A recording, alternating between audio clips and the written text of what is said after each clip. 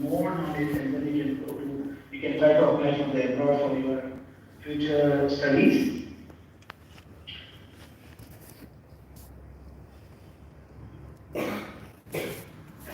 So that's in stem cell research. So the briefly I'm going to explain about the stem cell history and then how, like, what are the applications for stem cells and where they are going to use. And after that, I'm not going to spend much time on the stem cells. You all know about the stem cells, what are stem cells, what is their importance and everything. But later I'll explain with my research experience and research results, how like stem cell type of things, how I interlink with cancer cells and how I mimic the innate kind of things in vitro. Stem cells are differentiated and unspecified, unprogrammed biological cells that are thought to be able to reproduce themselves indefinitely and under the right conditions, develop into a wide variety of mature cells and specialized with a specialized function and different type of tissues, and it helps to form our body and body functions. And mainly like stem cells are introduced in 2888, and then different type of variety of stem cells have been investigated, transplanted in different years. So these are the flow of the how stem cell research go on until now, like until 2022. And also there are 2, 3 Nobel Prizes on stem cell research from Japan and so on. So mechanism of stem cells, you may all know about this already. So blastocytes, they produce embryonic stem cells and embryonic stem cells, and we have 3 types of derms like mesoderm, ectoderm, and endoderm. So mesoderm used to produce the mesenchymal stem cells. These are the multipotent stem cells. These forms, mesenchymal stem cells, forms into different type of cell types depending on the function and epithelial and chondrocytes, adipocytes, osteocytes, and neurons, and myocytes, respiratory cells, cardiac cells, hepatocytes, anthiocytes, and neurons, with, and also liver, islet cells, kidney cells, different type of cells. And once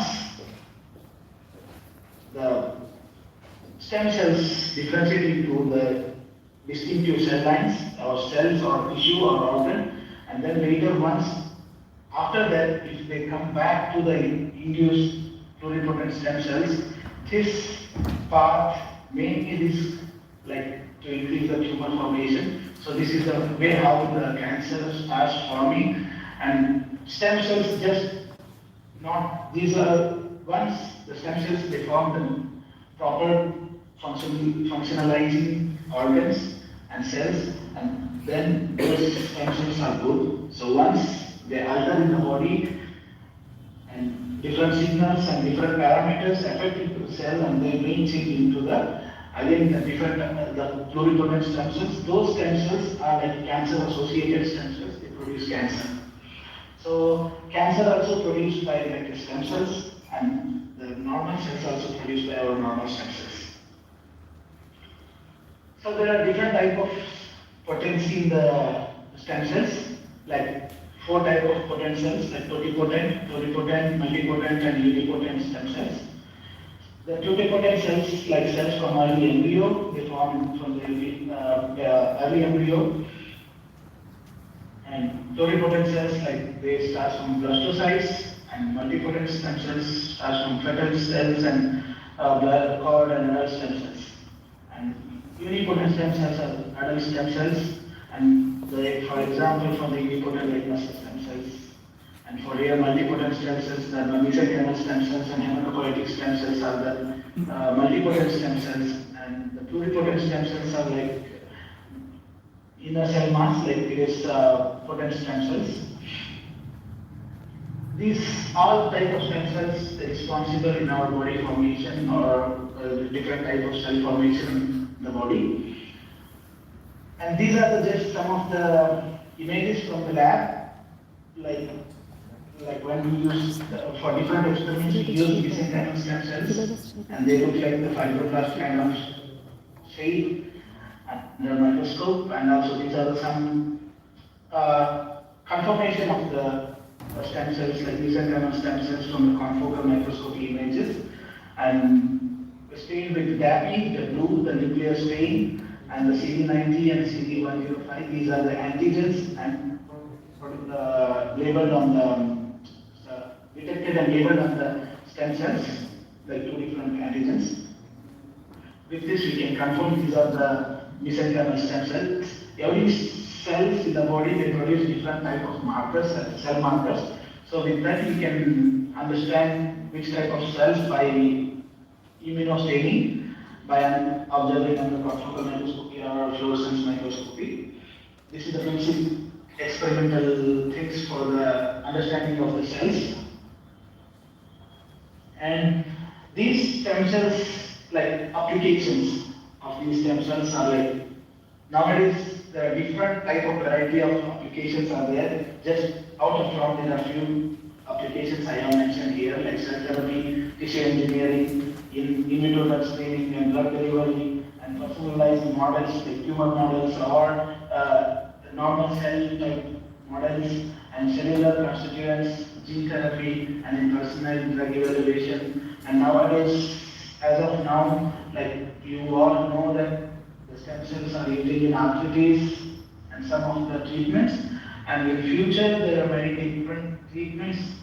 The research is going on to treat these kind of diseases by stem cells like diabetes, Alzheimer's disease, stroke, like heart attacks, Parkinson's diseases, and sclerosis, and spinal cord injuries. These all type of diseases are going to be treated by stem cells. This research is going on nowadays. Maybe these things are going to be more expensive. I don't know how cheaper those things will be.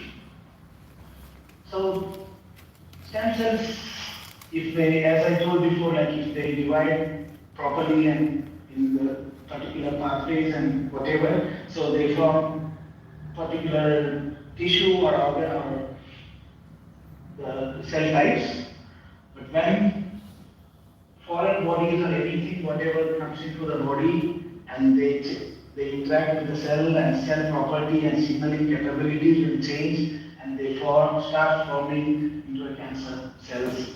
So when cancer cell starts, those cells make all of the like our immune cells and cell and different cell types, they change it into cancer cells. So those things I'm going to explain later. So before that, just I wanted to ask, I'm going to introduce some of the cancer biology, like what is the cancer and how it comes. What does cancer mean to you? So cancer is the disease caused by uncontrolled division of abnormal cells in any part of the body. And the cancer cells keep on growing and making new cells. The crowd is over normal, and it's abnormal crowd forms at a particular area in different parts, any part of the body, or any organ, or any part of the body. And cancer results from series of molecular events that fundamentally alter the normal properties of the cells. As I told before, like different cell type signals and foreign bodies attack on the body. The different cellular signal, the normal cellular signal will alter, and cell signal changes, and those change in cell signal causes different type of diseases, like how like COVID or like normal influenza viruses, how seasonally they change, they mutate, and they attack on us. Still, our immunity is responsive to them, but still every year, every season, the influenza virus or any virus, they mutate and they change their surface antigen antibodies. They cannot recognize into the body by our body immune system, and they attack. Like it depends on the different person to person, but whoever have the lesser immunity, they more persist to get these kind of diseases more often. So normal cell division used to have this particular pathway, and they form into cells, and then they stop. But cancer cells, once it starts, signal alters, once they start becoming cancer cell, they will not be having any control on cell division. They start controlling and they take over everything in the body. And that's what it's not that easy to treat cancer till today.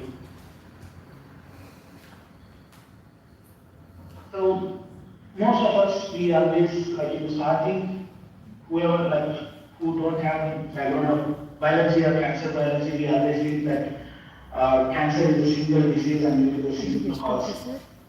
But it is wrong. It is a very heterogeneous group of diseases, and anyone can develop the cancer, any person can develop the cancer, and any cell can change into cancer cell, fibroblast cells, endothelial cells, or stem cells, any type of cells in the body can change to cancer cell and it becomes the cancer stem cell and start generating the or dividing into like uncontrolled way.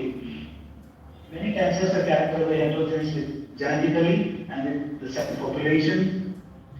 And there are different, like 5 main categories in the cancer, like carcinomas, sarcomas, leukemia, lymphomia, and central nervous system cancers. So how these words represent is dependent on that reason, like carcinomas is on the skin or tissue-based or cell line, internal cell line-based diseases, or sometimes in organs like internal cell line-based disease, based cancer. And sarcomas, like they develop in bone, cartilage, fat muscles, and some of the connective tissues. And leukemia begins in the blood and bone marrow.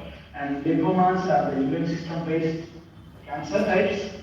And central nervous system is, as is mentioned, like is brain and spinal cord based cancer diseases. So these are main 5 types of cancer types. In this, there are 200 different types of cancers, and nowadays it's more than this 200 different types of cancers are present and recognized in human. And top 6 causes of the cancers in men and women are like tobacco, lack of the eating habits, and occupational hazards, and alcohol, overweight, exposure to sunlight, and occupational hazards is like in chemical laboratory. If you are inhaling some toxic chemicals, they may alter also. They may change the cellular pathways. They may affect, and that may cause cancer. And in female, tobacco is the highest in both like in male and female. And overweight, obesity, and some infections, exposure to sun, and that like food habit is lesser effective in female, and it is more effective in the male. And alcohol consumption also causes, and smoking causes cancer.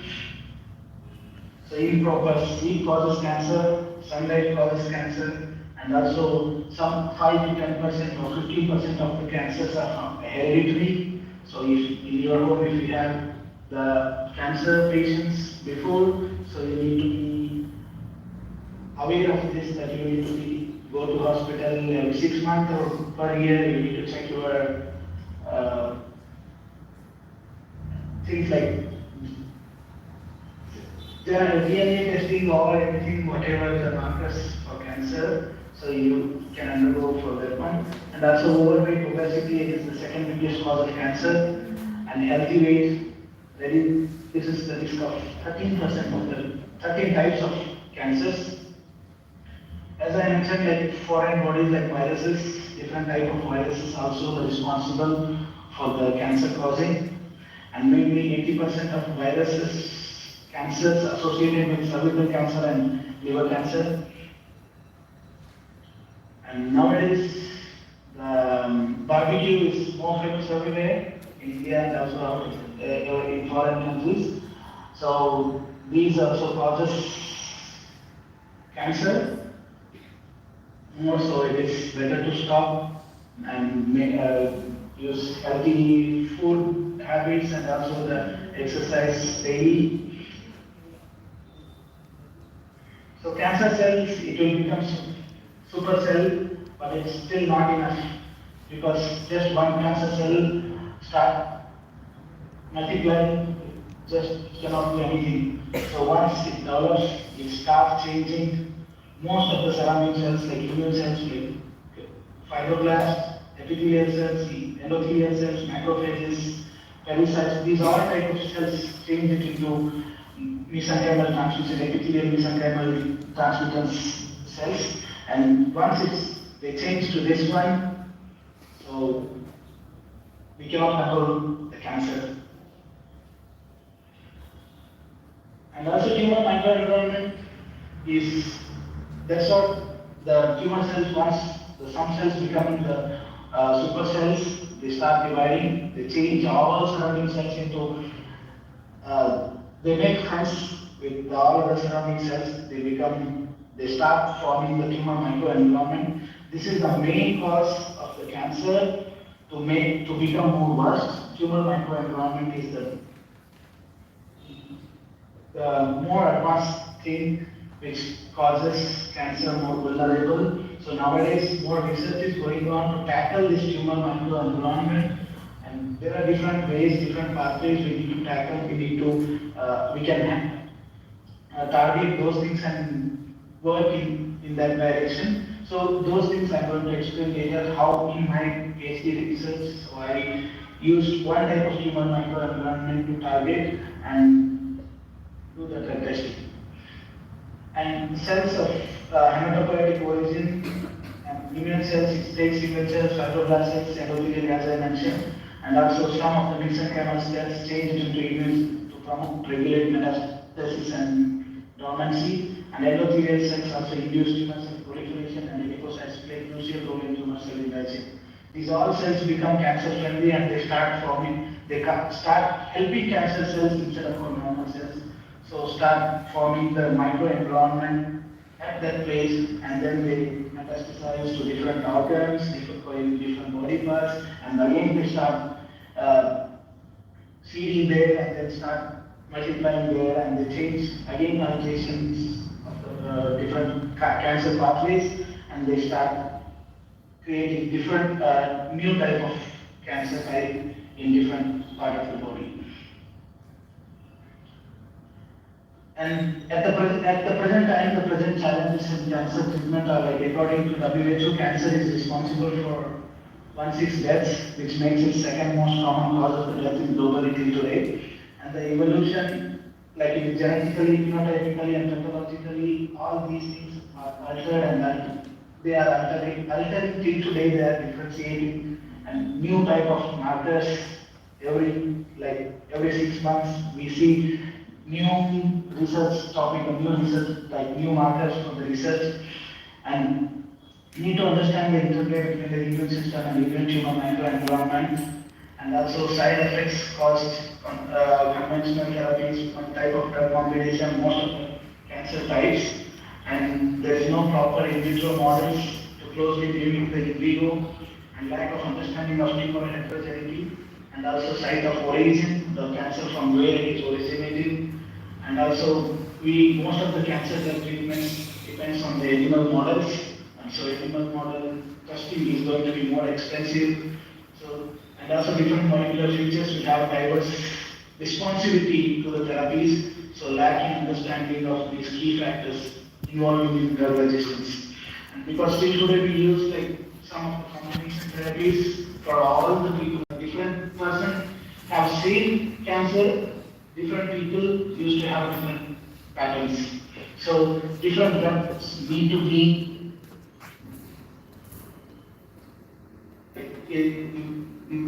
everywhere. We use like same type of combinations for everyone. So that's what, if the person has same type of cancer, he will not be affected by the drugs. Some people will be affected by the drugs, and some people will not be affected by the drugs. So these are the things like more important to understand the tumor heterogeneity, how it is working in their body. That's what the personalized and precision medicine nowadays is like upcoming research, and a lot of research is already going on. So overall, out of all the organs in our body, the most of the cell lines are basic cell lines are like fibroblasts. These fibroblasts play a key role in cancer progression and dysplasia. Dysplasia is like a tumor microenvironment once it forms. We call it dysplasia, like collagen formation and different dysplastic proteins are there, so I will explain later. So these fibroblasts, friends, their pathways are altered and cell signaling things are altered, and then they become into cancer-associated fibroblasts. Once these fibroblasts change into cancer-associated fibroblasts, then they make everyone as a friend, and they make the environment to the cancer, like whole environment to the cancer. So here, as you see the cancer-associated fibroblasts, so how they interact with all type of cells, like they change into polarization, extracellular matrix remodeling, like there are different type of extracellular matrix to hold our tissues, like hyaluronic acid, collagen, there are different type of collagens. So these are all things remodulate because of this fibroblast change into cancer fibroblast, and the angiogenesis, they make blood cells, and the angiogenesis cells to the friendly cells and natural killer cells, T cells, dendritic cells, all cells involved, and whatever they involve into cancer-associated fibroblasts, these cancer-associated fibroblasts send signals to these all cells and make them into cancer-associated so on cells, like dendritic cells. If it is normal cell, it is dendritic cell. If it is associated with cancer cell, then it start calling as a cancer-associated dendritic cells. And same like cytotoxic cells, and they change and they alter. Like this, the cancer starts producing. So in particular for normal fibroblast, this is just the pathway for the fibroblast to change into cancer-associated fibroblast and produce fibrosis. Fibrosis is mainly like collagen. Collagen is produced more and tissue becomes stiffer, and blood penetration will not be there, and blood cannot penetrate into the cancer core region to treat the cancer, and from the body, blood cannot flow through. So these fibroblasts, like collagen, once it starts producing more and more stiffer, the blood vessels cannot form, and cancer increases, and hypoxic lesions increasing. Hypoxic means oxygen will be less into the tumor center, and these kind of things are help to cancer to get resistance to the drugs.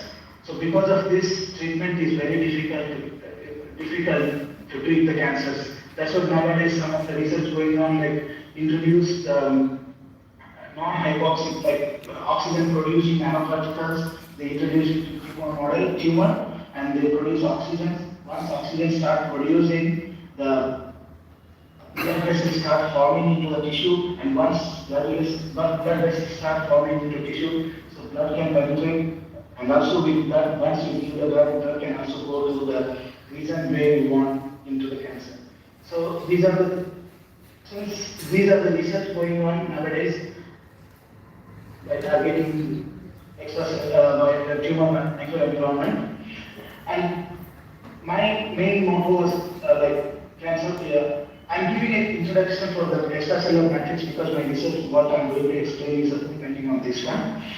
The extracellular matrix is an intricate network composed of an array of multi-domain macromolecules organized in cell and tissues, and provide tensile strength, regulate cell support chemicals like drugs or any chemotaxis, and migration and tissue development, which are mainly secreted by the fibroblast. These all things are controlled by fibroblast, and also initiates crucial biochemical and biomolecular cues and tissue morphogenesis, tissue regeneration, differentiation, and homeostasis.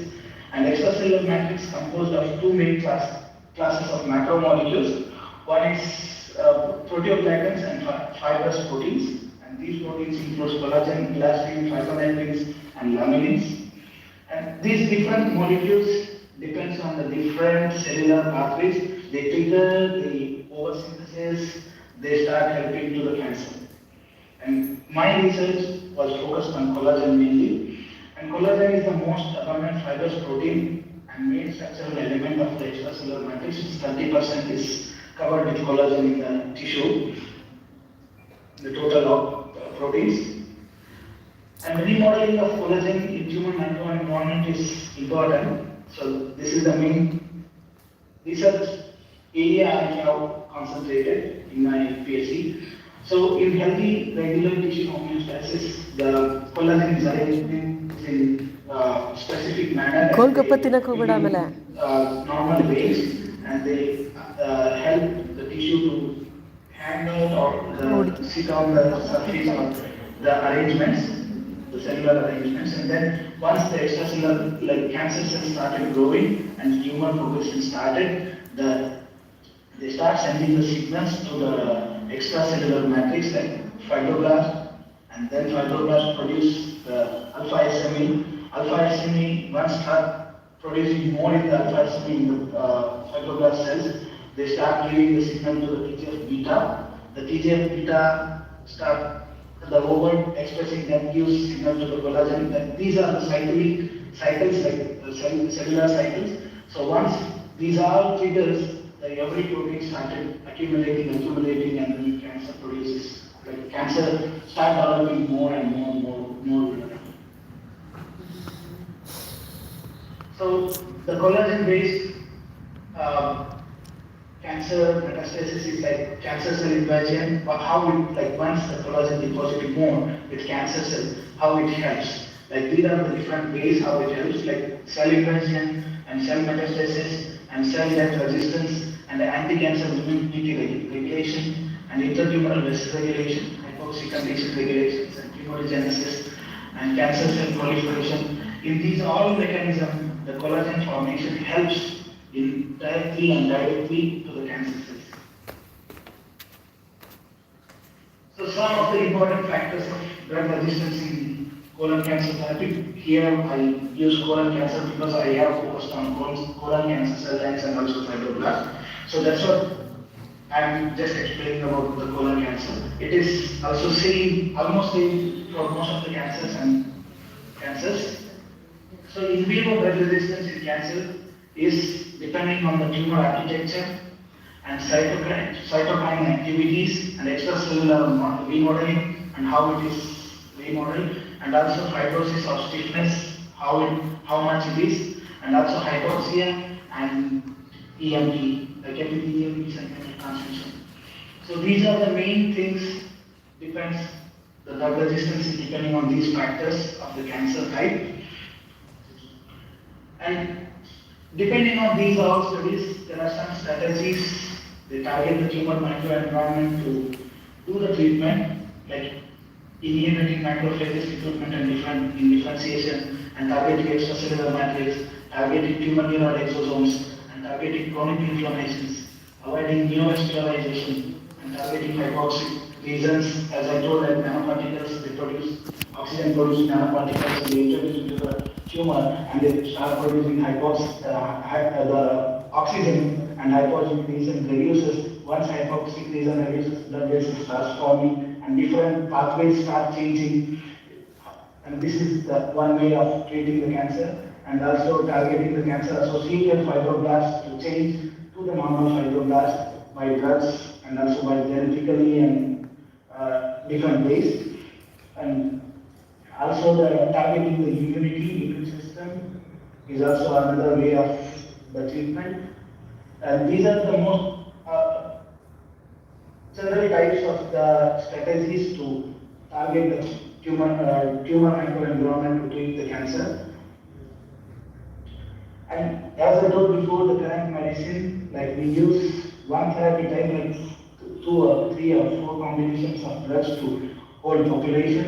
The effect is not that good. So future, like nowadays, the precision medicine or personalized medicine, what they do before going to the drug treatment, they start taking blood testing or the tumor pathological testing of the cancer cells, and then they go for NGS sequencing, and they check what are the mutations causes, which type of mutation causes, and depending on that, they are changing the combination of the drugs to treat the person. So these are things going on here, and in Taiwan they have finding the success rate increasing by treating in this way, and also here for the next generation sequencing and for molecular profiling, the government gives the subsidies. So then for because of that, it is easy for them to go for all these tests. So as I told, like no proper in vitro models to closely mimic the in vivo type of cancers, and evolution of genetic, phenotypic, and pathological levels and progression from the different stages, lack in understanding of the tumor heterogeneity, site of origin, and these are all things, as I mentioned before, like need to understand the interplay between the immune system and the human tumor microenvironment, and different molecular features we have diversity of responsibility of therapies. So these are the parameters we need to consider. So as I told here, like we don't have proper in vitro models to closely mimic the in vivo. So nowadays, as we all know that we are depending on the animal models to test the drugs. So there are no in vitro models that can mimic like in vivo, like human cancer types. So nowadays we are depending on two ways, like one is 2D culture, like cell-based experiments, and animal models to test the drugs. So 2D culture, like 10% drugs, like only 10% drugs can go to clinical trial when we tested on the 2D based techniques, and most of the whatever these 10% drugs go to clinical level, out of that one, most of them will fail in third stage for FDA approval. So third stage, the trial of experiments is more expensive. So here, everyone they are going to lose money. And the 2D cell culture is the environment or microenvironment, whatever the cancer cells we use for treatment here or testing here. So it is not the same as in the body. So that is the one reason, that is the main reason that causes fail in third stage, like most of the drugs. And in vitro cell-based systems that cannot mimic the in vivo-like environment more realistically. And animal models are expensive. Immune suppressing mice have been used, and the tumor microenvironment and natural microenvironment will not be there. And to handle the animal models, specific labs need to be there, and ethical issues, these are the things may come into picture. So because of this, development of in vitro 3D tumor models is more important, and until today there is a lot of work is already undergone and still going on to mimic the in vivo kind of tumor models for different cancer types. So there are different type of techniques to create the 3D tumor models, and some of them like microbial-based 3D models. This is my experiment, like how I do for my PhD thesis, and scaffold-based 3D modeling and micro-pattern-based 3D modeling and hanging drop. These are all commercial nowadays, so you can just buy it and do the 3D culture and do your whatever the experiments you want to do, drug testing or molecular modeling or molecular testing. And these 3D cultures mimic like a in vivo natural cell-to-cell contact, extracellular matrix. There is a cell-to-cell contact in 3D cell culture. In 2D, it is not present, just it is a 2D layer. And preserve morphology and phenotypic and polarity is more closely to the in vivo kind of thing. And genetic expression, physiological gradients may likely in vivo. So till now, like it is not 100% like in vivo, but most of the molecules are produced when the cell-to-cell interaction happen, like in vivo. So that is more relevant to the tumor present in the body to mimic drug testings and everything in this 3D co-culture or 3D culture system. And these are difference like between 2D cell culture and 3D cell culture. As I explained before, it is almost same. And why research community is passionate about the 3D cell culture is because currently in drug discovery, the standard procedure screening compound starts with the 2D cell culture based test, followed by animal model test to clinical drugs. So as I told, 10% of drugs only go through the clinical development. So many of the drugs fail in third stage and they lose this much money for the trial, experiments, and truly drugs failure. So therefore, the people like development and establishment of in vitro cell-based system that can more realistic and more mimic like in vivo cell behaviors and provide more predictable results as in vivo tests in 3D cultures. Hence, as I explained before, like there are different ways of 3D cell culture techniques nowadays and already developed and developing, like statistical suspension development, hanging dog development, rotary spinning and tumor formation, and rotation based and magnetic levitation based, microfluidic based culture, and gel like scaffold based culture, and multicellular tumor models in microwells. And these are some of the 3D technologies in microfluidic space. Because just I targeted microfluidic space because I worked in microfluidic lab, so I also created microwells. So just I presented here with microfluidic space, the 3D lab models. The till today developed like steam model have been developed on the microfluidic chip, lung model have been developed, neurons have been developed on the 3D chip, and endothelial cell lines cell model has been developed, skeletal muscles, skin, liver models, kidney models, most of the cellular models have been developed, but still there is need to develop like reach like in vivo kind of things.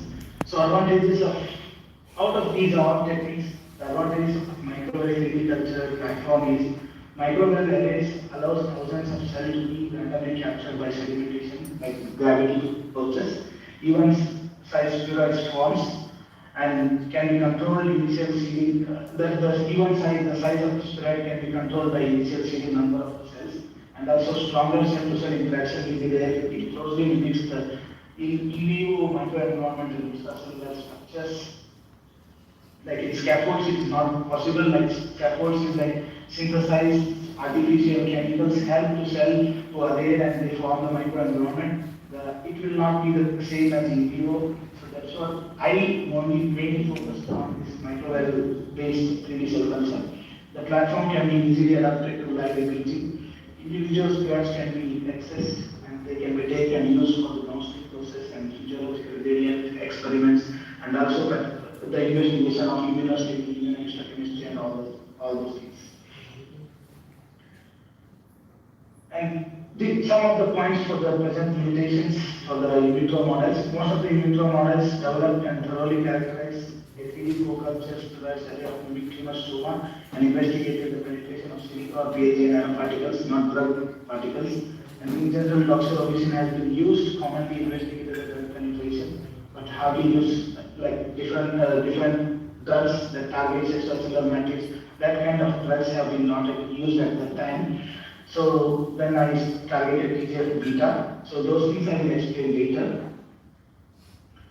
So this is all about the introduction about the cancer and stem cells. And now I'm going to explain about my work and how this is my entire workflow, how it works. Like in vitro 3D culture, it goes into different directions.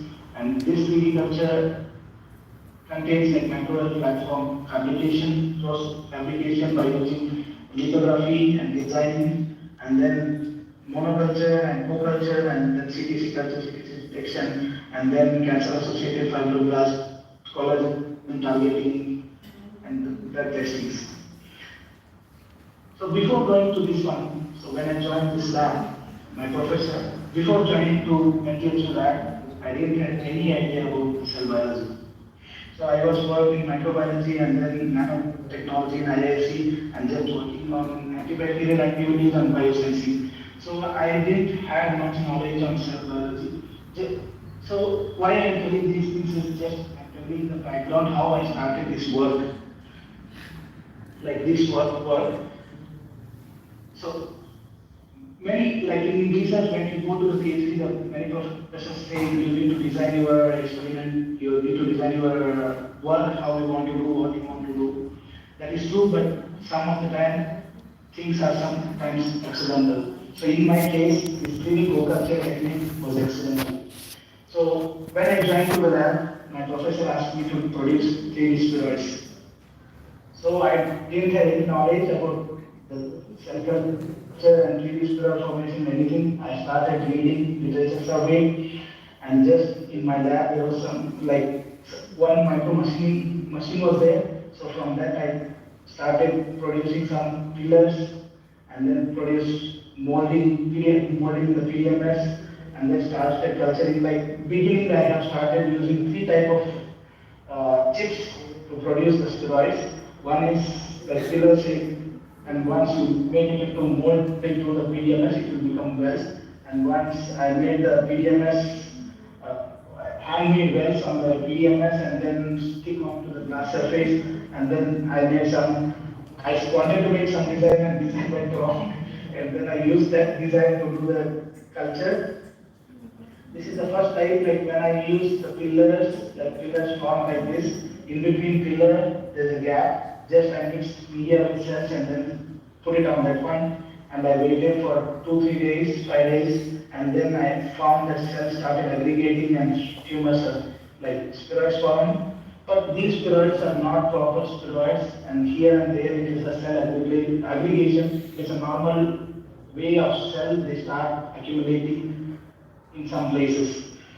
So these need to be controlled. So then I started thinking how I need to control. So then I also did different types of the design. And here, when I made the little bit congested wells, I started seeing the spheroid formation and also cell-cell interactions. You can see the how they're connecting, and these are all the things started observing under the microscope. These things give me interest to start the cell culture techniques.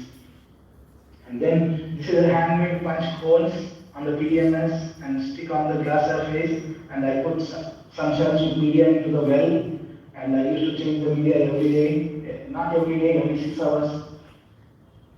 And then here, when I made this circular wells, I started seeing the more solid tumors. Like from 0 hours, you see here the cell distributed, and then 12 hours started aggregating, 30 hours they start more aggregation, and the spheroids form after 60 hours, and then I waited for 9 days, 10 days, and how many days I wanted. And then once I confirmed these are things they help to form the 3D spheroids, then I created a new design with the square wells, and then I started culturing the cells. I have used different type of cells like HCT colon cancer, HCT116, this is also different colon cancer cell line.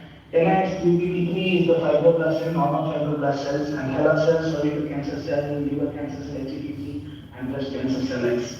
So I use, before, in the starting when I started this one, just I used this PDMS chip to produce the tumor spheroids. The spheroids are not forming that much fast. How in the paper, the different papers they say they form in 16 hours, 12 hours, like that. So in my case, it was not forming for 2 days. After 2 days, they started forming.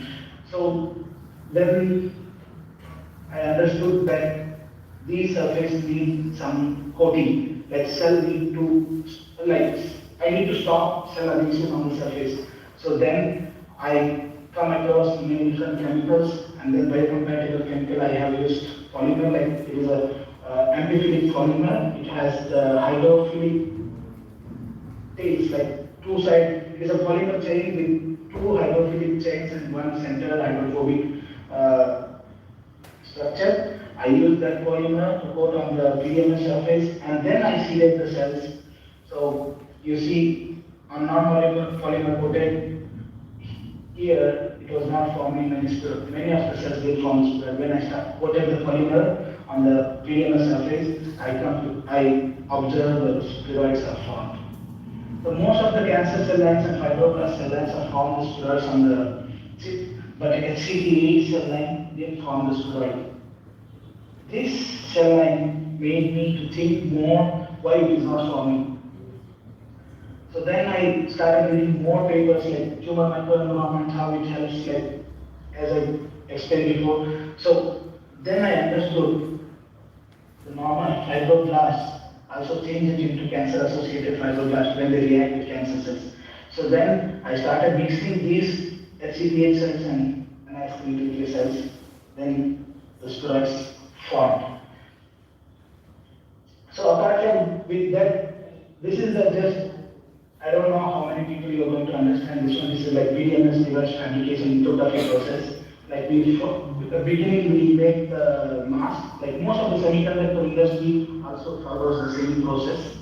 And we make the mask on the glass or metal surface, and then they expose it into the UV light, and glass surface is coated with some photoresist and exposed to the UV, and depending on the mask, the photoresist will be etched out, like exposed to the UV lamp depending on the mask structures, and depending on the different type of photoresist, the photoresist will be etched out with etching solution, and in that way we can make the wells or pillars on your glass surface or in PMS molding.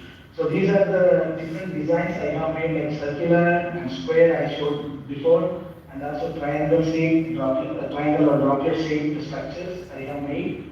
These are SU8 substrates, like glass surface and SU8. This is a kind of photoresist.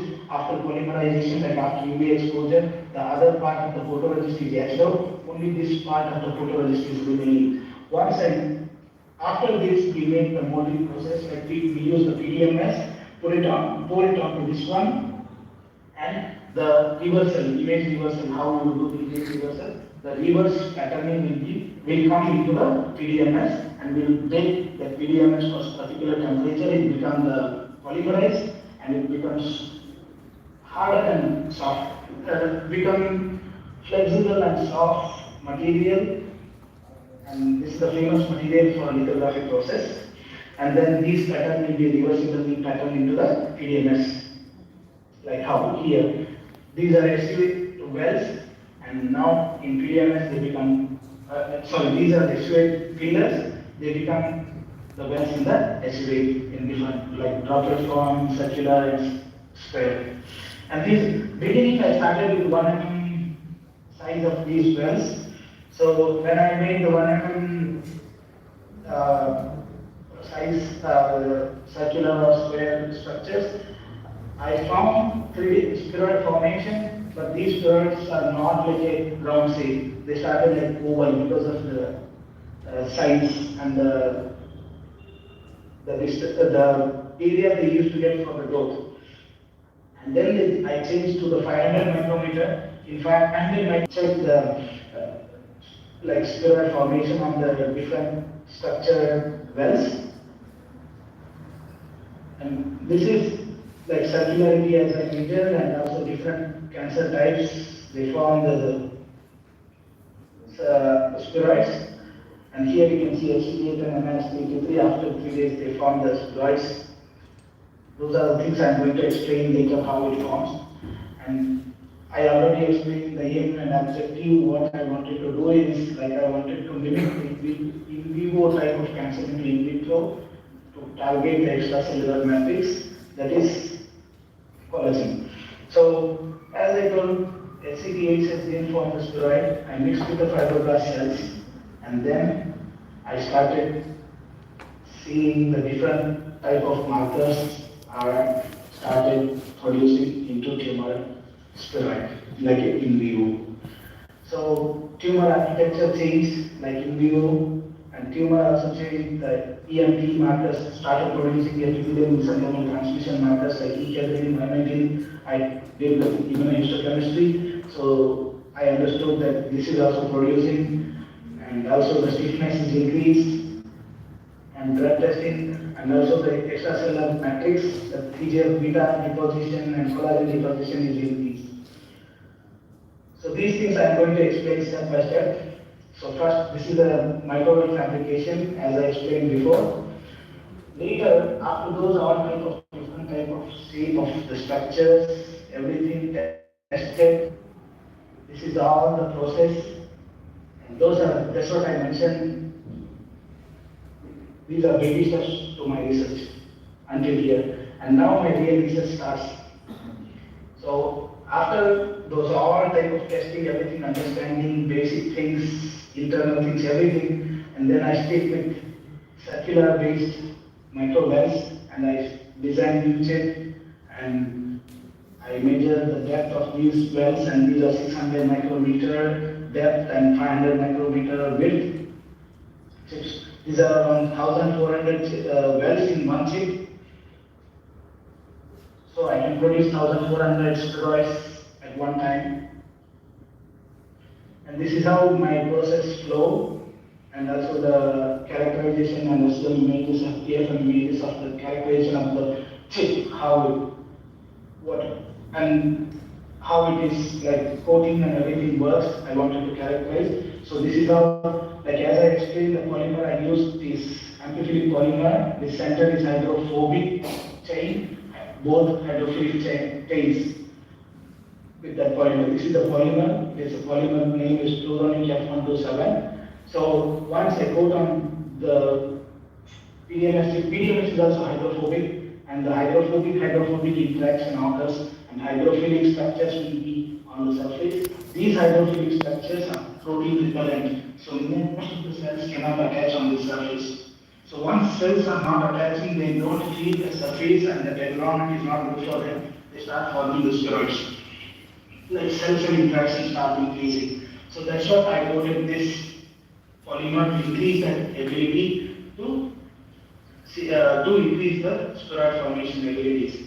So then I tested the fluoronic F127 coated and non-coated surfaces, and these are cross-section view of SEM view of cross-section view of my chip, PDMS chip. I cut in the center and then I took it and I take the image.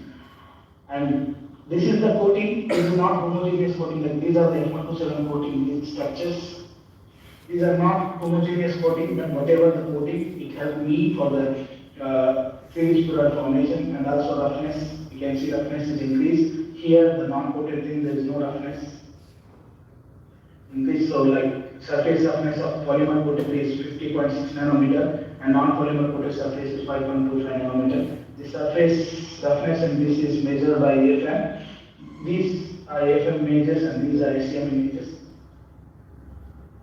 And this is the cell seeding. After everything confirmation, the characterization, the cell seeding process starts, tumor spiral formation starts, and I cut in the chips into small, like one chip can place it into 6 plate plates, well, and then I use place and start mix with the different ratios of the, first in the beginning I started with 1:1 ratio, 1 ratio of cancer cells, 1 ratio of fibroblast cells, and also I changed the different ratio of fibroblast. Increasing the fibroblast ratio, steroid forming abilities are more faster and more complex structures formed.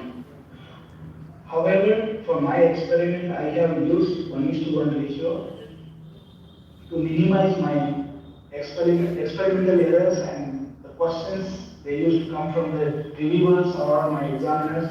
So to minimize those things, I had stick with the 1:1 ratio of cell seeding. So then I mixed 1:1 ratio, put it into the enriched medium, and just put it on the PDMS, the well surface, and just spread on whole surface and just wait for a few seconds, and all cells will be settled, and non-settled cells will be taken out more precisely, like easy, slowly, and without disturbing into the wells, the cells which are settled in the wells, and in that way, then everything take out, because there are some internal techniques, the experimental techniques you need to carry out. So then, when you incubate, after 24 hours, the cells started forming, the spores started forming. After 24 hours, I dip this whole chip into the medium. Because if I don't dip, just depending on the medium, like whatever medium I am keeping here, I need to change every 4 hours, because once the spores started growing, the food from the media is going to reduce, so cell may die, spore may die. That's what I started keeping more media into the well. And then, as I showed before, like different cells, they didn't form the spheroid, they formed spheroids in the polymer coated one, and HCT8 cells didn't form the spheroids. Then when I mixed HCT8 with NX333, we can see the spheroid formation, like very nice spheroid formation. And even if they form the spheroids in non-polymer coated surface, but these spheroids are not properly spheroids how they form in coated surface. So, and with that, I have started changing the different cancer cell lines and fibroblast cells and trying to mimic the different cancer types. First, I use colon cancer model, and here I mix 3 cell lines, and red color cell is the red one is endothelial cell, green one is fibroblast, and blue one is SCTA cell. These are cells stained with different stains, and this color represents the particular cell. And here is the HCTA cells are blue and fibroblasts are the green. So you can see when the same cell lines, when you mix with endothelial cells, the cellular arrangement is different. These are confocal images. So here fibroblast cells surrounded the cancer cell, and they help the cancer cell to stay away from the immune cells from the body. This is how the works inside of the body, like cancer cells for some days or for some time, they stay away from the immune cells because immune cells may reject and they cannot go. That's what they take the help from the cancer cells and they stay inside, and cancer cells help into them, and they take help from the fibroblast cells and they stay inside with the fibroblast, and fibroblast help them to stay inside, and then these fibroblasts help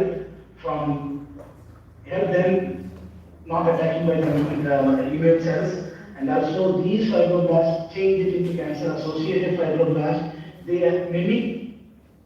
fibroblasts mimic like cancer cells and also like normal cells. So because of this, our immune system cannot recognize cancer cells. So this is how the cancer start differentiating and uncontrolled way. It takes everything in their control instead of our body like our own control. So when I just mix the endothelial cells with these cells, the structure, the arrangement of the cellular interaction, the cell arrangements is different. And this is fibroblast cells and the mouth cancer cell lines. So here also you see different cancer types, different arrangements, different structures, different heterogeneity, as I told before. Yeah. And after doing all these tests, there are some of the questions raised in our daily meetings, and they wanted to check on the glass surface, on the microwell surface, because there are already, we use some of the microwells for the 3D culture, so we wanted to tell them why my chip or our chip, what we are doing is better than the already our commercially available systems. So then I tried different on 96 well plate, on glass cover slips, and also on the PDMS surface, and also I tried in the concave well and the 96 well plate. So, and all these things I have tried in fluoride coated and non-coated surfaces. There the spheroids form, but those spheroids are not even in some cases, but most of them they didn't form the spheroids in all the different system. And in the microwell chip, in F127 coated chips have formed the spheroids very nicely and more evenly and more even sized spheroids, and also like in vivo interaction. As I told before, like I have changed the different ratio of cancer fibroblast cells, and I kept cancer cell as the same, like 1% cancer cells and 0.25% fibroblast, like this I changed. And how I increase the concentration, the number of the cells of the fibroblast, the spheroid forming ability is increased. And also, I have tested tumor growth and cell proliferation, because once cells started proliferating and tumors started grow, and cells inside the co-region cells may die, and so that's what I tested the cell proliferation, cell growth rate, and live and blood cell assay with different market available testing kits. So here you can see pre-tumor proliferation from 2 days to 15 days. So it is exponentially increasing, and also cell number is also increasing from the first day to the. I have counted the cell number when I see it, and then I started counting from 10 cell. 10 I used to take out 10 spheroids or 20 spheroids, average of the cell number from those cells, spheroids, and then calculate the cell number. So this is also exponentially. And these are the like 11 cell assay. Sorry, 1 minute, please.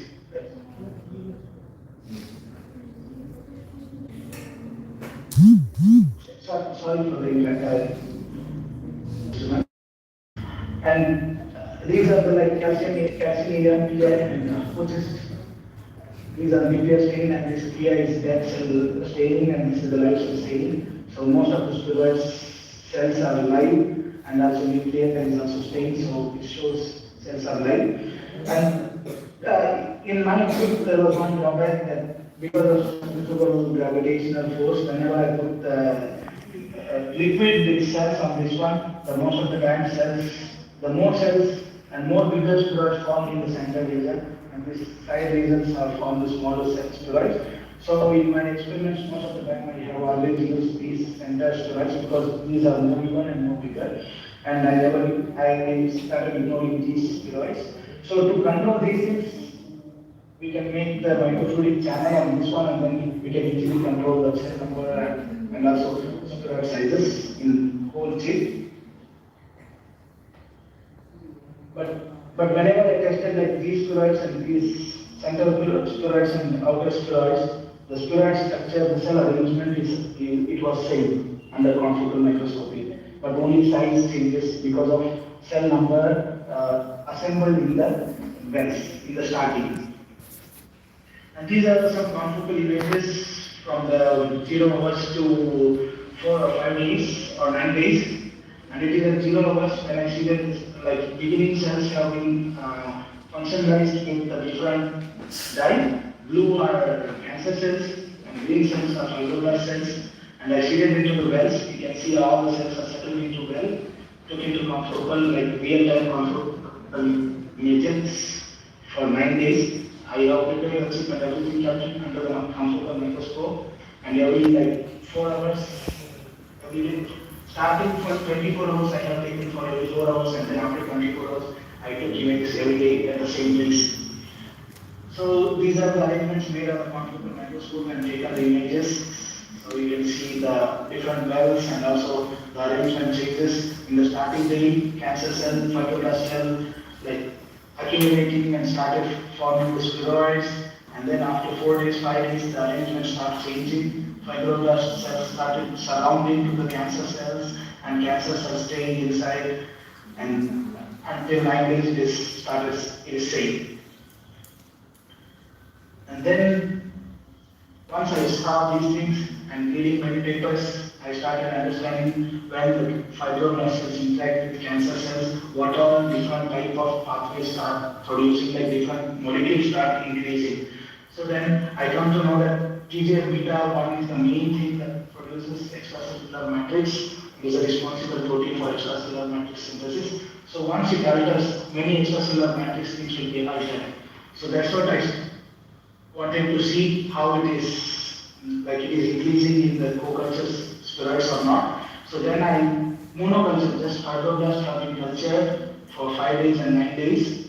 And here the HCT8 and fibroblast mixed together, and HCT8 and fibroblast in 2D culture. As I mentioned before, what is the difference between 2D and 3D? Here you can see. In 2D culture, same cell number, same cells, everything mixed. And just it is a 2D layer, there is no extracellular matrix formation. There is no cell-to-cell interaction much properly. So here you can see in HCT8 and fibroblast in microwell when it forms the spheroids, there is interaction, and the TGF-beta center, the expression of TGF-beta molecules is increasing from 5 days to 9 days. So even in fibroblast, you see in the 5 days there is no TGF-beta synthesis. There will be little bit because just fibroblast cells also produce some TGF-beta. In 9 days you can see start producing the TGF-beta here a little bit, because here we think once the once the fibroblasts start accumulating and becoming a tumor, the cell-cell interaction is more higher for more days, so they start increasing the TGF-beta production. Because whenever like you get hurt, the fibroblast cells start become swelling or stiff. Those things start with. This is the normal nature of the cell lines. They start becoming cell interaction is more and more stronger. They start producing some chemicals. But in the case of HC, once we mix with the HC cancer cells, you can see the synthesis, like the amount of the TGF-beta synthesis is very high. And here you can see, like in 3D superculture, the TGF-beta expression was 1.37 fold if you compare to the monoculture. In 2D culture, it was 1.5 fold.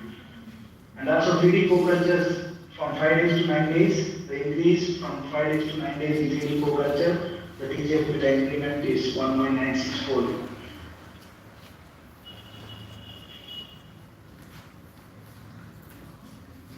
And after this, and also I have measured alpha SMA, it is cancer. The fibroblast, the normal fibroblast also produce alpha SMA, but once the fibroblast change it into cancer-associated fibroblast, when they react with cancer cells and the cancer cells make them into cancer-associated fibroblast, the alpha SMA proteins start producing more. To check this one, to understand the fibroblast cells change into cancer-associated fibroblast, I have tested this one alpha SMA by staining co-culture, monoculture, and also 2D culture cells. Even you can see in 2D culture after 9 days, you can see some alpha SMA formation. Here also even some of the fibroblast cells change to cancer-associated fibroblast, but it is not as like as a 3D co-culture. And even in 3D co-culture 5 to 9 days, it is 2.8-fold increment in alpha SMA, and in monoculture and fibroblast it is smaller than in the co-culture. And then later, once these pathways are confirmed, like this production is increased, and then these are the TGF-beta expression, alpha SMA expression is directly related to collagen deposition. The collagen deposition, as I mentioned before, once the collagen deposition increases, the tumor stiffness increases, the blood vessels will not form, and different type of cancer-related pathways start stimulating inside the tumor environment, and then they start growing. So as I tested before, the like same like fibroblast, SCP8 and fibroblast, SCP8 fibroblast in 2D I have tested. So you can see the increment in the collagen deposition after 9 days in co-culture spheroids. It is not that much obviously observed in the 2D co-culture. And also I did the Western blot for these things to understand. So collagen in 2D, collagen was there because fibroblast also produces some collagen. As I told before, like for alpha SMA or TGF-beta, the steroids when they start accumulating more tighter, so they start producing some of the proteins, these proteins, but it is not like it when we co-culture. When we co-culture, the 3 days and 9 days, you can see the increment of the collagen type 1. And also after this, I have measured the expression of EMT markers like epithelial mesenchymal transmission markers. These are the important markers to understand the fibroblast to change into the cancer-associated fibroblast, and also the pathways change into the tumor environment. So I have just, there are different EMT markers, but I have shown in the biotin and cadavin. I have tested with fibroblast, HCP8 fibroblast for 5 days to 9 days. So there is, the markers are more abundantly present in co-culture rice. And then I measured the steroid stiffness because collagen depositing, I already said that stiffness is increasing. So to measure the stiffness, what I did is I took 10 steroids from the chip and I incorporated into the gel, like hydrogel, and I cured hydrogel and then tested the stiffness. And also tested the bland alginate, like just alginate, tested the stiffness, and then put 10 spheroids into the surgeonate and tested the stiffness. Like that, I measured for different types. So you can see the stiffness is increasing in 3D co-culture after 9 days and 5 days 3D co-culture spheroids. In 2D co-culture spheroids, the stiffness is not much, but it is still higher than the control one. And here you can see the 3D co-culture stiffness is like 144 kilopascal. In vivo, like in normal tissue, the stiffness measures from 0.38 to 7.33 kilopascal on different type of tissues. And fibrotic tissue or cancer type tissue, the measurement will be ranged from 1 to 68 kilopascals. So here our stiffness is more higher. And with this, I have measured oxygen measurement into the spheroids. These things I will explain later. And once I measured the collagen deposition, I wanted to test how this collagen is degrading or collagen deposition is more. To do that one, I used the RCHP. It is the collagen targeting protein that only binds to the collagen when it is like in the 3D structure. If it is the collagen structure is disrupted, this molecule will not bind to the collagen. So, because I wanted to test with the collagen targeting drug, here the sclerotheorin is the collagen targeting drug. Like in chemotherapy, we use 3 or 4 types of drugs for the chemotherapy. So here I use different type of drugs like sclerotheorin is the collagen targeting drug, and 5-FU regulatory are the cancer drugs for the colon cancer. And what I did is, I first, because of, as I told before, like because of the stiffness of collagen deposition, TGF-beta deposition, alpha-hexane deposition, the tumor spheroids become stiffer. Once it becomes stiffer, that drug penetration will not be there. So drug cannot penetrate, the treatment will not be good. So to loosen this collagen deposition and this TGF-beta pathway, to stop this one, I have used this sclerotheorin. Sclerotheorin is attack on the TGF-beta pathway and start reducing the TGF-beta synthesis and also the collagen deposition.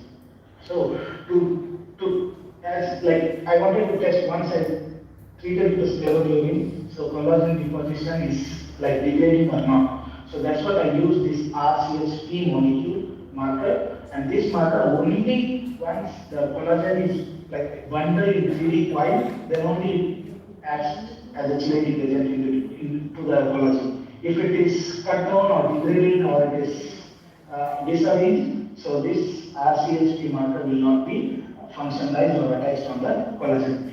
So depending on this, so I have tested like first I treated with sclerotheorin and RCHP once this I told in the reverse way, like RCHP is, sorry for that, RCHP once the collagen is uncoiled, it used to bind to the collagen. Once it is in the coil in stagnant nature, it will not bind. So when I treated with sclerotheorin, RCHP, the intensity is increased because collagen is cut or degraded or it is disorganized. So then the RCHP marker is attached on the collagen and then it gives the fluorescence under the fluorescence microscopy.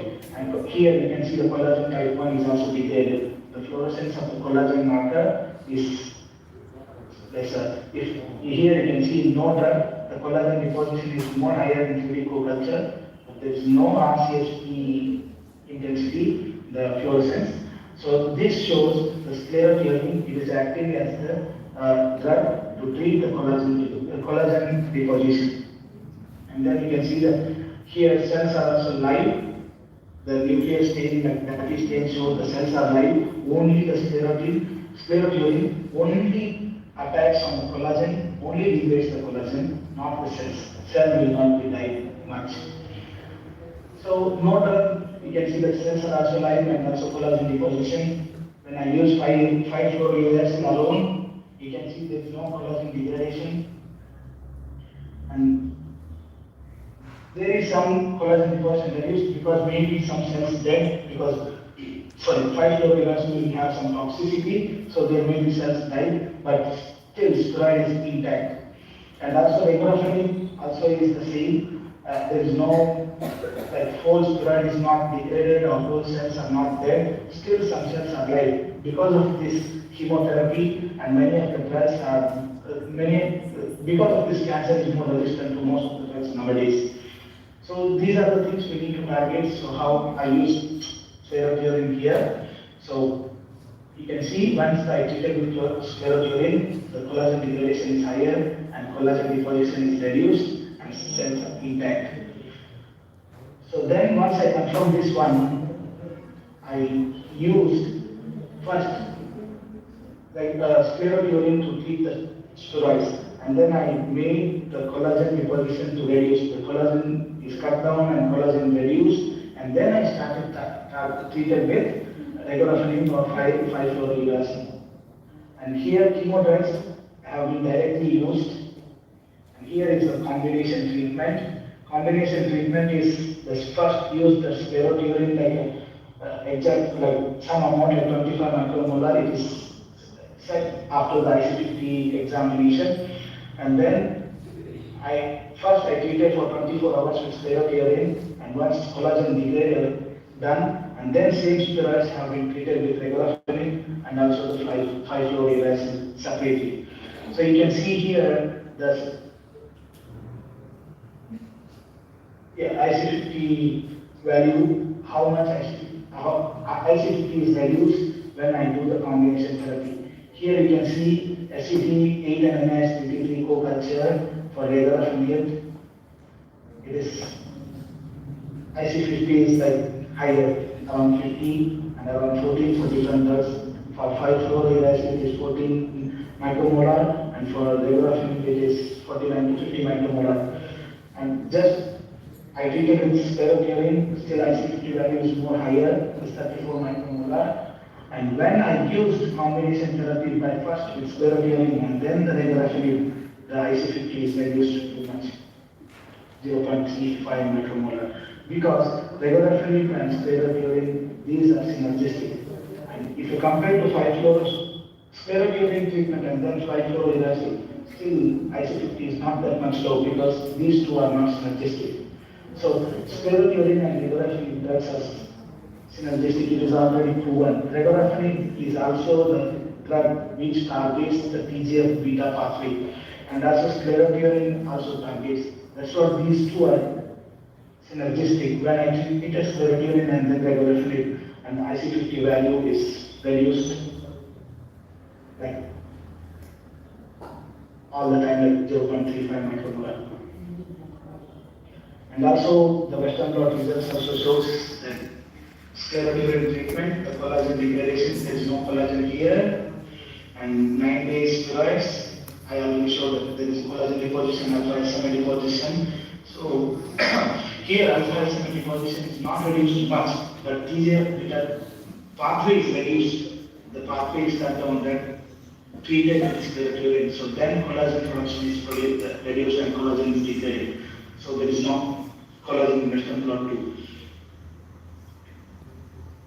Steroids dead. So chemotherapeutics, like I used 5-fluorouracils and regorafenib alone. So TGF-beta increasing the price and collagen, these are increasing the tumor steroids. So there was a drug resistance. So when I use collagen targeting drug first and then use the chemo drugs like 5-FU and regorafenib, and toxicity increases, drug resistance reduces. So this is the one part of the work. And later my steroids have been used, and the different PhD students, they have got the different work, like they have produced the tumor to measure. So as I told before, when the co-culture is done, when we culture with the fibroblast cells or endothelial cells, different immune cells or different cancer cells co-culture, they start mimicking like in vivo. So internal physiological environment also changes. And cancer is also depends on this physiological environment, like oxygen, pH, glucose, and the temperature. These all 4 parameters are also important in tumor. So in the tumor, when it forms, the core region is core and interior and exterior region. Exterior region is more common, like our outside, like our body structures things, and the interior will be more worse, like oxygen will be reduced, and pH increases, and glucose increases. These are all things triggering here and started depositing, and this deposition starts the drug resistance. These all are interlinked into cancer development. So drug resistance increases. So in that way, so just here I'm just briefly I'm just showing you that how they have used the nanoparticle synthesized with the rhodamine B dye. This rhodamine B dye is the temperature sensitive dye which is used on the nanoparticles, and those nanoparticles introduced into the steroids and then tested the temperature through the exterior, interior and core region. So you can see here core region temperature is smaller, and here is the normal temperature like 37. Here is temperature is reduced. So this physiological condition also shows like it's in vivo like mimicking like tumor steroid. And here is the right side is the oxygen measurement. Here the both nanoparticles are produced with different process by using the IDTP. This is the metal dye, rare metal dye, and this also gives the intensity changes with respect to the oxygen concentration changes. So even this one also same like measure, like from the center, interior, and core, you can see center, the oxygen intensity is smaller, like oxygen is smaller, the intensity is smaller, oxygen increasing, intensity is increasing. So intensity is higher here, so intensity of oxygen is lesser. So hypoxic core is formed in the tumor spheroid. So this is also main important factor in the tumor progression, tumor metastasis and drug resistance. So these all things, parameters help us to understand the tumor physiological conditions. This is another experiment. They have tested the glucose in the tumor spheroids and in the same co-culture spheroids.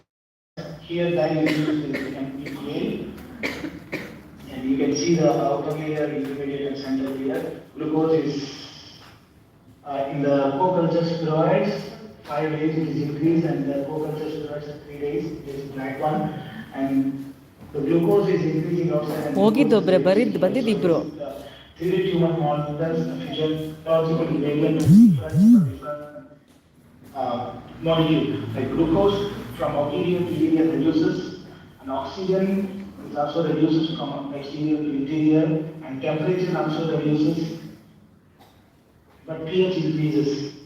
Increases means it goes more acidic than from exterior to interior. So these are the physiological condition measurements done by other students in our lab on my tumor spheroids. And then this is the one part of work with the co-culture experiments, and this is now is the next part is for the liquid biopsy. So till today there are many like cancer we understand by taking the classical biopsy, like from wherever you feel the doctor feel that you are to do the biopsy, and then they test the staining test and some molecular test, and then they say that you have this type of cancer and cancer severity, and we understand with this one. But usually what happens in body is once cancer started producing the cancer cells, some of the cells from the cancer side, they come out from the cancer side and they flow through the blood circulation in the blood. Those type of cells called the circulating tumor cells. Or sometimes what happens is some of the cancer cells ruptures and DNA come out. That kind of DNA flow into the bloodstream. That those are circulating tumor cells, circulating tumor RNA, circulating tumor cells. Like this, depending on their name, they used to be, that will be called as a circulating tumor cells. So that's what nowadays liquid biopsy is more accurate and more precise and more advanced technique to test the cancer, and no need to do the biopsy or operation or anything first to understand the cancer, which type of cancer gets blood. Just by taking blood we can understand what type of cancer, because these circulating cancer cells, these circulating tumor DNAs, these circulating microRNAs, circulating exosomes, these all carry the cancer types, the cancer or originated from where, and also these, the circulating tumor cells or circulating exosomes are act as stem cells. Like these are cancer stem cells. They flow through the bloodstream and go into the another organ or part of the body, and they start stimulating, like multiplying, start producing different type of cancer there. So this is the testing of these all moieties called the liquid biopsy. So in our lab, we do liquid biopsy with circulating tumor cells and circulating tumor DNA. Like we have a collaboration with hospitals. We used to get the blood from the cancer patient, and from the starting first day to the until the chemotherapy finishes. Like we have like monitor. So every time after starting, what was the circulating tumor cell number, what is the circulating tumor DNA, and also they do the PCR, next generation sequencing, and blast everything, and then they understand what is the mutation caused in this cancer, and then they start treating the patient by using the different type of drugs which helps to target that kind of mutation. So in that way, so we just from our lab and myself, we supported at that time when I was in the lab, we supported for the hospitals that to count the CTC, because in our lab we have developed the one machine. I will explain that in later. So just before going to that one, so I wanted to tell what is the circulating tumor cells, why it is more challenging and more fruitful to detect this one and capture these cells and do the next downstream processes for this one. So challenges for ray cells, these cells are called ray cells than other cells, because these are circulating tumor cells from the cancer, and the number of the cells are very less in 1 ml, like 1 times CTC in 1 ml. And high separate efficiency is necessary. And because many WBC, RBCs are there, so it is not that easy to detect these cells in our blood when we take out. So high sensitivity is necessary, need specific antibodies to capture or to stain, and long process 8 to 12 hours, and the cost is also higher. And CTC count for colorectal cancer stage. In the cancer also, the circulating tumor cells increases with the stage. 0 stage less number, and if it is 4th stage, 3rd stage, the 3rd stage or 4th stage, the number of the CTCs increases in the bloodstream. So this is how our workflow goes. So we used to get the blood samples from the patient in the hospital, and then we centrifuge. We collect the pellet, which forms in between serum and plasma, and also have the red blood cell waste. And then this is the saga chip we produce in the lab. It is our lab product. The machine is already commercialized, but still FDA not approved. The Taiwan government medical applications have been done. So this machine is already there in some of the hospitals here. And these chips have the 8 bells, and this is a just self-assembled monolayer formation chip. There is nothing here. There is nothing fancy in this. And these chips. So just it is like a hole. We used to put the bloods, whatever we collect the pellet from here, and we dilute into the buffer, and we put it into here with particular cell number. And before putting into this one, we stain also the particular antibodies, antigens used to stain the circulating tumor cells and the RBCs, separated in separate colors, different colors. So with that, we can understand the fluorescence microscope once they settle or self-assembled on this chip. We put it into the wells, and these outside air holes, these take out the air out, and then just cells sit down in the monolayer. And then from there, like automatic cell imaging images this whole well, and then when we imaging done, and we check each the part of the image, and then we understand where is the circulating tumor cell, and then with the fluorescence microscopy, once we understand where is the cell, then this machine is integrated with the microneedle, and that microneedle goes to that place, and then just it picks that cell and put it into another vessel where we want to like collect it in collection tube, and then we take all those tests and do the cell culture to understand their heterogeneity. So this is also same as I explained, like here as I told, circulating tumor cells will be staying with epicam, like epithelial mesenchymal transmission will take place in the tumor cells.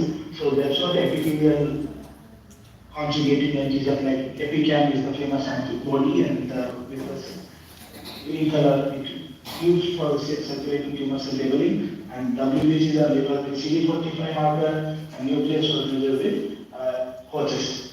And this is how here you can see the video is playing, how the cells are the protein cells, it is like settling in the monolayer. Yeah, like this. You can see we put the cells and they start settling with the gravity force, and they flow in within 5 minutes, then we made the monolayer, like all cells are settling.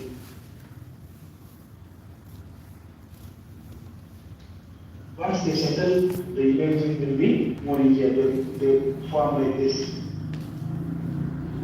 And these are the measurements and specifications of the chip. It has two layers. One is bottom layer, it just settles here, and this is the top layer. Once it is, and this is the bonded with the sonication. And these are the measurements, like 7 mm well and 5 gap, and these annular holes allow the liquid to spread out and air releases, and then they form the monolayer. And this is the imaging, automatic imaging system. Once like it starts from in the numbering given to the chip is like this, and if you position for the number 1 well, it position and then can take the images. This is the 1 well image, then it stitches itself and it gives the whole image. And also we can click one image and you can check the where is the CTC like this. So once you check that one, if you click there where it is, so then automatically the picking machine, picking needle, microneedle will come to that place and pick the CTC. So here you can see the epicap stained circulating tumor cells in between WBC. WBCs are stained with CD45 in red color, and epicam is green color. It is stained the circulating tumor cells, and nucleus is also stained with the RAPI. Even WBCs also have the nucleus, so you can see the everywhere is the blue. It shows this cell is also having the nucleus and also it is live, so we can pick. If there is no, if it has the epicam and no nucleus, then cell is there, so that cell will not be used much like for the downstream process. And like this, for 1 ml of the blood, whatever the blood sample we get, we use for one chip, like 70 microliter in each well, and we measure like this for each patient and how many CTCs are there. We collect all the CTCs and try to culture them.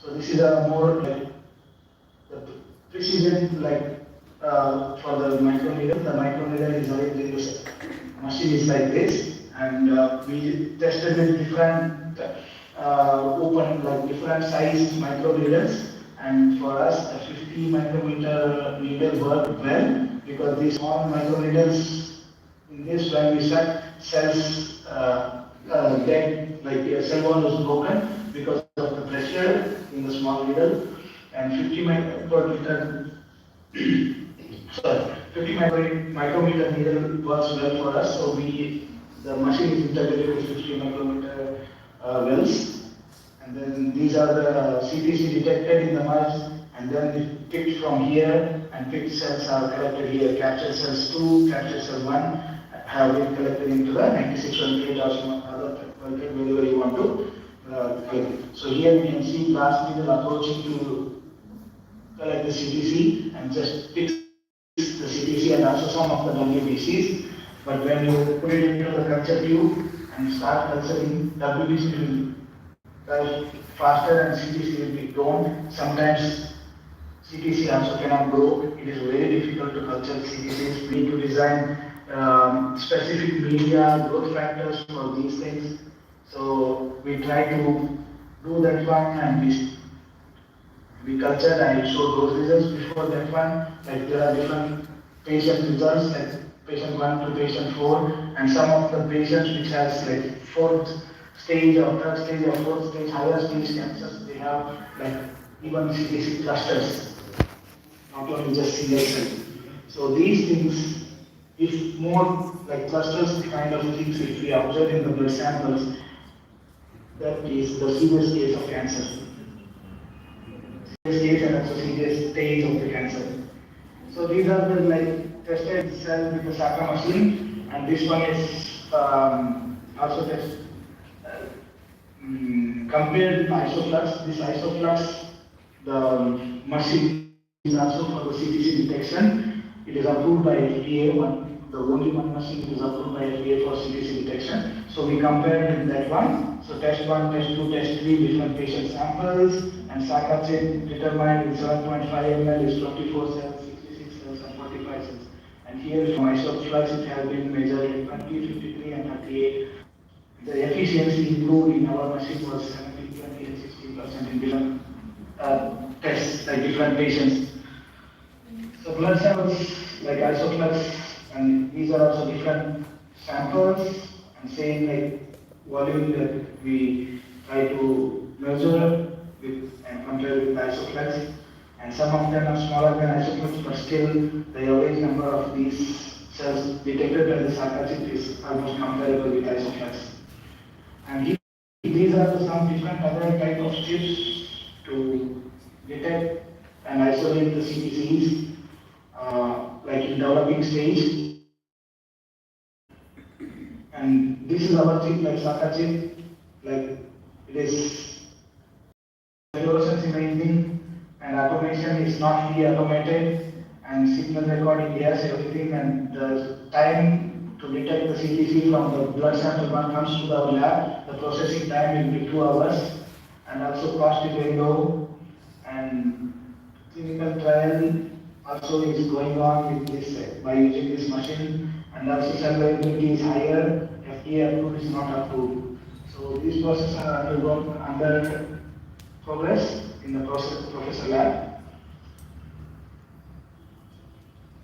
So these are the some CTC detection by using different markers. Like what happens is this epithelial mesenchymal transmission takes place from the mesenchymal transmission, mesenchymal cells to epithelial mesenchymal cells. So during that time, different type of markers will be changed to the different markers in the EMT cells. So EMT cells express different markers.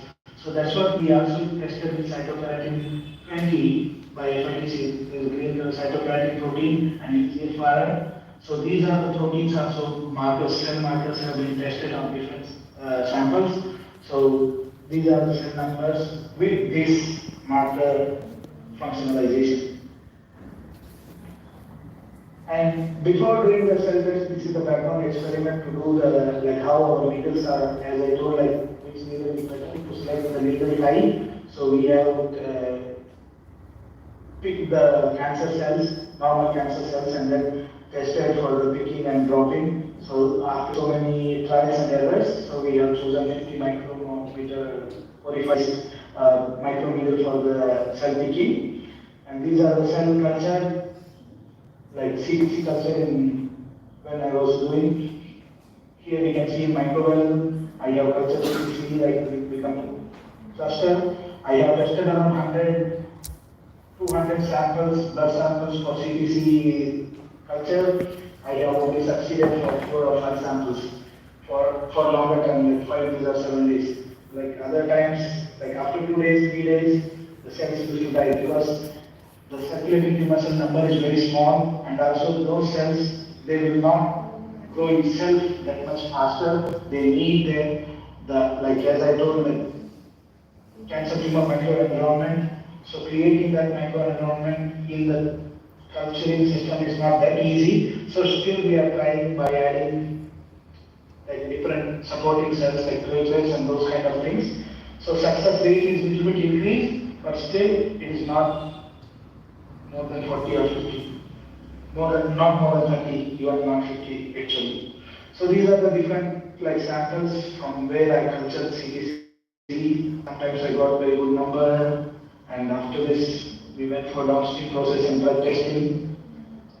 Overall, in this experiment, like the whole system is demonstrated with rapid CTC detection, isolation, and incubation from 4 stage breast cancer clinical samples.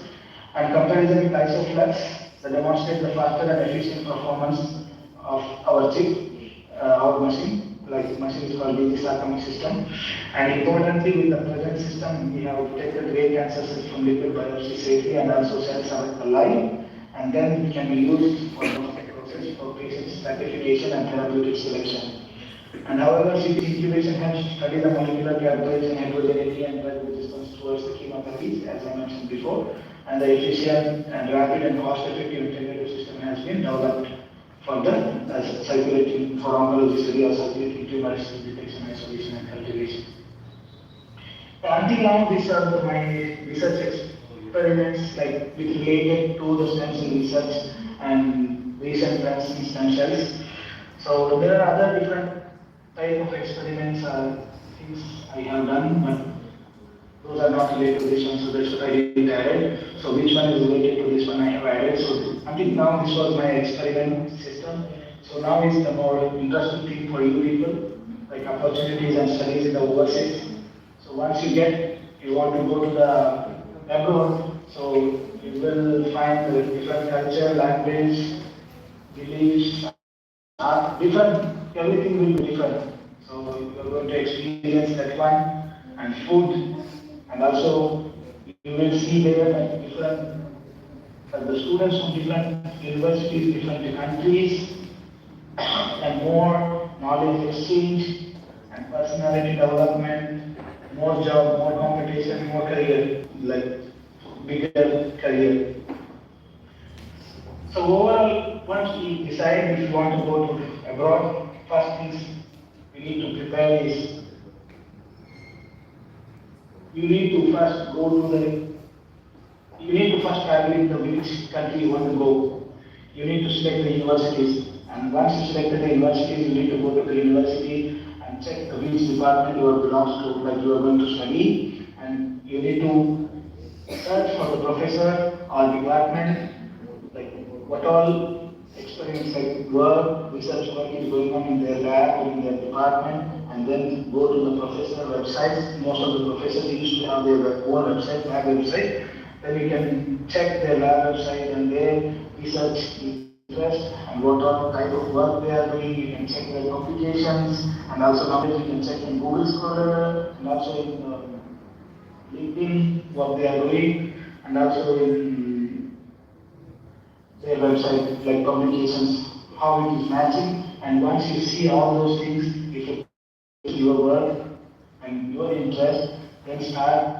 You need to write 3 things. You need to prepare 3 things. Passport is must, yes, those things I'm not going to tell. The thing is, like first you need to prepare is motivational letter or a cover letter, and then the CV, and then the research, like what work you are going to do, your interest. So in the covering letter, what you need to explain, what should not need to be explained. It should be precise, 1 page, everything should be 1 page. Then explain yourself evidently and try to create decent impact on the reader, like from where, which type of family background you came, and your high school primary studies and your interest, why you started graduation, and what was the interest, and then masters, why you went to masters, why you didn't work after undergraduation, and then from masters, what are things you studied, and what, if you have any work experience, you can explain that one. Those are all the things you need to explain very precisely, and professional concept you towards your studies and research, and give them the proper reason that why you attracted towards their lab or particular country or to the university, and try to be different and introduce yourself in an interesting and unique way, and also provide all the necessary information instead of wasting your and their time, like unnecessarily don't give any other like I have these kind of things, these kind blah blah. Those things should not mention. One, you need to mention particular things and more precisely and more conveniently. And whatever you mention in this covering letter or CV, it should be honest. Like whenever they take the interview and they ask the question from your CV and your covering the CV, whatever things you mention. So you need to be very honest that whatever you mention in the CV, you should know everything. So apart from this mentioning, you should not mention some of the things like do not make them to feel that you are interested in only country, not in the university or in their work. So you will have to be emphasized that one that you are interested in their work and you are more enthusiastic towards that work and you are more interested and you want to carry that one. So don't design your letter in the way that you wanted to go abroad or travel or explore country. And don't prove yourself helpless or instead give them a strong reason why they should select you and why you are so unique. And these things you need to be minimally and very nicely you need to write into the cover letter. And don't mention unnecessary references or precise information, pieces of information. And don't mention your hobbies or interests and what kind of things your future plans and abilities. No need to explain that much, and just you need to tell that I want to pursue my higher studies and I am very much interested for the research and those kind of things. And once your cover letter is ready for your one page, and then here it comes for your CV. And CV should contain that CV also and also study plan. Some some of the labs they ask for the study plan, like what kind of project, what kind of research proposal you want to work on. But once you come here, it may not be the same, but you need to write because they want to see how your writing skills and how you want to approach, how you are going to deal with the particular, if they give us any problem, how you are going to solve and how you want to take the problem into solution. So those kind of things they wanted to see, that's what they ask you to write the research proposal. So in research proposal, you need to write like what is the purpose of your project, aims and objectives, and how will you measure the success of your project, and how will the experience personally transform your student, professional, and the legal career community, like how you are going to use this one for your personal development, like your career development. So why is the experience, why is this research experience is unique and why your work is unique? Like how I showed in my experiments, why I compare why microwave is different than other 3D printing techniques. So those things you need to compare and why is your thing, this research, what you want to do, what you are going to do in that lab, why it is unique. Those things you need to highlight in this research proposal. And also in the curriculum detail, most of them you know nowadays, like it should be one page, contact details, your education, honors and awards, work experience, extracurricular activities. And nowadays many people they say it's no need to mention extracurricular activities, but it depends up to you. And also references, like you are any professors, they want to give you the reference because once you are coming to abroad, so when they take the interview, if you selected, then they ask your referees, like your professors, which names you give into the CV, they ask them or they mail them to ask about you, how you are and what is your abilities and those things. So referee is also very important. So that's what you are doing for the higher studies. So those things, everything will be highlighted. So these are the things you need to be very careful when you are doing an evaluation or masters. So these professors' names need to be given here, like email ID, phone number, and also their name and contact details. Apart from these personal CV and proposal and also the covering letter, and also you need to write the email. So these are things need to be attached to the email, and email and letter also need to be there. In email letter also you need to write like here every professor used to get 50 to 100 minutes every day for the PhD or master's application. So they cannot give that much attention to the mail. So the what things you mentioned in the description of the like why you are writing the mail and what you are writing in the mail, like why you are interested, those things you need to write. And also one thing I can say that in the mail letter you can add that I am very much interested in your research, so I have gone through with your these papers. You can copy from their website, paper names and everything you can highlight into the letterhead in the your email. and I have gone through this paper makes me interested to work with you or in your group. And these are the things you need to highlight. Then they will go through like they think that, oh, okay, those people, this guy, he already gone through my papers and maybe he is interested. Let's see his CV. So they go to your CV once they see the CV, then they will ask for the interview or anything, whatever later. So these are the things you need to keep in mind for your, if you are planning for the abroad. This is the one set of preparation for yourself, and then the other set of preparation is IELTS, TOEFL, and GRE. If you want to go for masters and PhD for US, Australia, Singapore, some of the European countries, you need IELTS, TOEFL. For European countries, more only GRE, but if you are going to US, Singapore, and Australia, you need the GRE or GRE, TOEFL, or IELTS. So these are the websites I have mentioned here. So most people also know already. So these things you need to prepare before coming here, because when you are going to admit or taking the admission, they ask for these certificates. So in Taiwan, when I was coming, there was IELTS or TOEFL was not necessary, but nowadays it is mandatory to have the IELTS TOEFL. The score is lesser. It is, I think, you need to have the English proficiency score more than 6 in IELTS. But if you are going to UK or US or Australia, the cutoff IELTS score is 7.5, sometimes depending on the universities, and also 6.5 in some universities. So these are the things also you need to check. If you are targeting to the US or Singapore, every department used to have different cutoffs for IELTS, GRE. So you need to go through those details also. So you need to prepare. So that's why it is very necessary that you need to prepare well and give for these exams.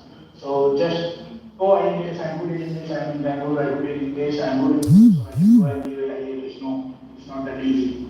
So preparation is also important, so just prepare and go for the IELTS and give exam for one time.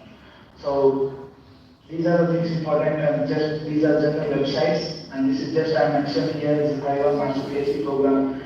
The scholarship website, most of the scholarship will be highlighted or advertised here in this website, MOE, the Ministry of Education of Government of Taiwan. So you can go through this and check what are universities, or there are different university ranking websites, like they give for the rankings for the universities, world ranking universities. So you can go and select the website from there also. So anything is okay.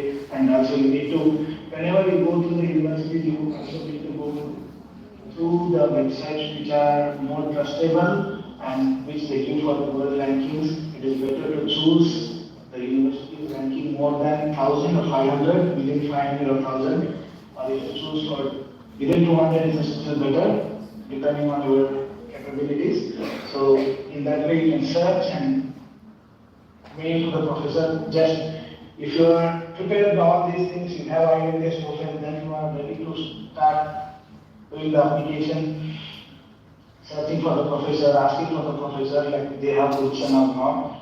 So you need to do that one. It takes like 6 months. So it is not like some people they get faster. It is depending on their luck also, and still. You need to do, you should not think that I did these many applications, now. To get my PhD, I work in IIT school. My time I have did like around 200, 300 or 400 applications. Like every day, sometimes once I finished 2 years in IIT as a project assistant, I started applications.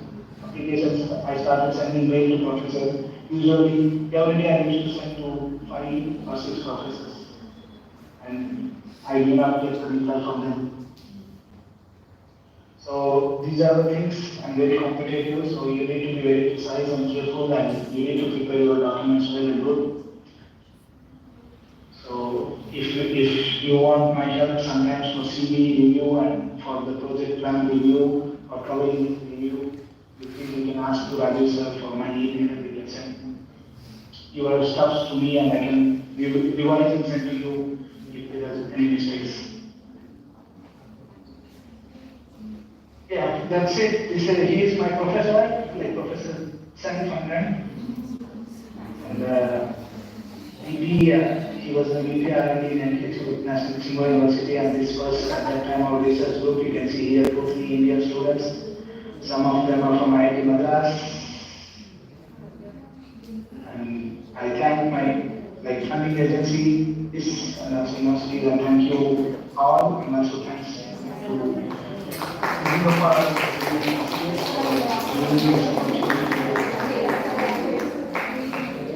talk about my research work, to show how the work goes macro and how research works progress.